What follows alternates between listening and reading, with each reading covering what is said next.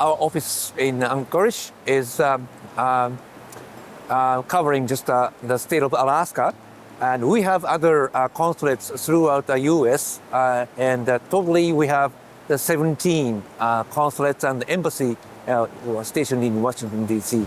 And our goal is to protect the Japanese people living in Alaska, and also just to promote business or cultural relationship between Japan and Alaska.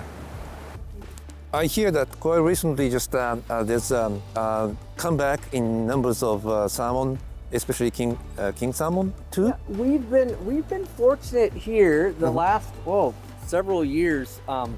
Our king salmon returns, hatchery returns, have survived well. Yep. So So there's about 1,000 coho, fall coho, in each one of these raceways. Yep. It's about 2/3 female, 1/3 male. So they start returning depending on the strength of the run, usually early September, through September into early October. But these fish don't typically aren't ready to spawn until early November. So we'll hold them here for up to a month. Okay. And depending on size, most of these females have 3,600 eggs per. And we're looking to collect right around 5 million eggs here. We have just done various programs to promote cultural relationship between Japan and Alaska, and invitation program to Japan, for exchange programs, or JET program is just a Japanese language teaching opportunity that is given to a lot of just American people, including Alaskans. And also we organize various cultural programs. Quite recently, just we are organizing a Japanese film festival. We did that just last week in Fairbanks, and next week we are going to organize this in Anchorage.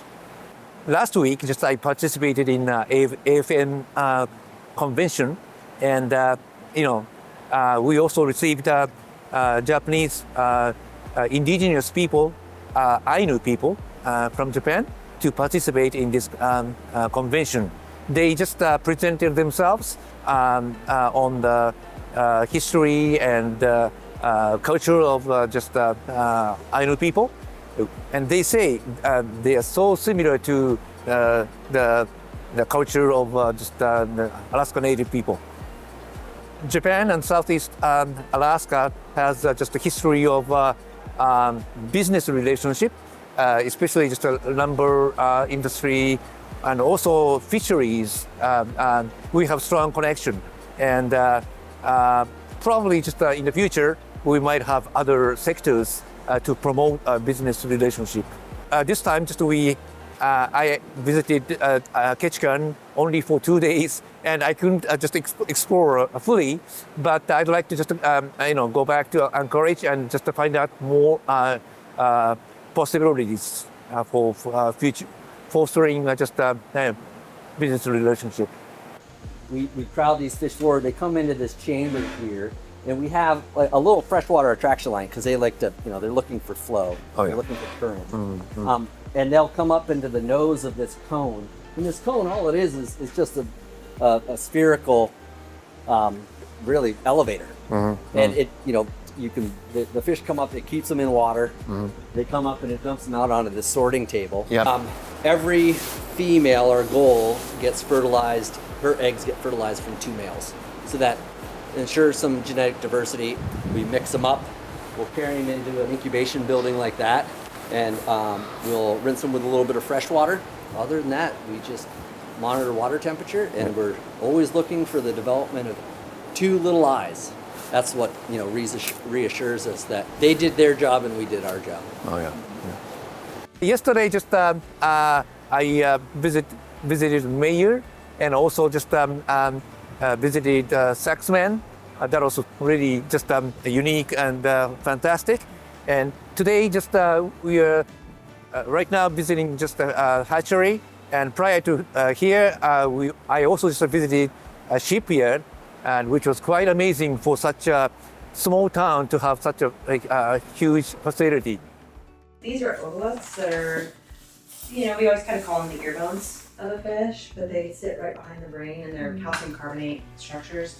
And so we just kind of want to show you the different species here. So we here have a Chinook salmon, which is common name would be a king salmon, a coho, sockeye, pink, and chum. So here's our 5 species of salmon. You can see the variation in the size of these. What we're doing is we're mounting all of these otoliths.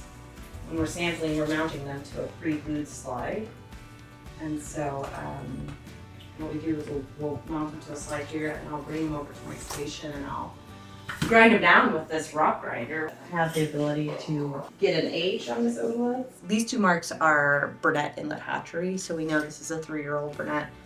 We sample about 20 to 24,000 otoliths in a 4-month period, 3-month period, and that's what we read. We sample the fish so then we know what proportion of that catch were enhanced fish.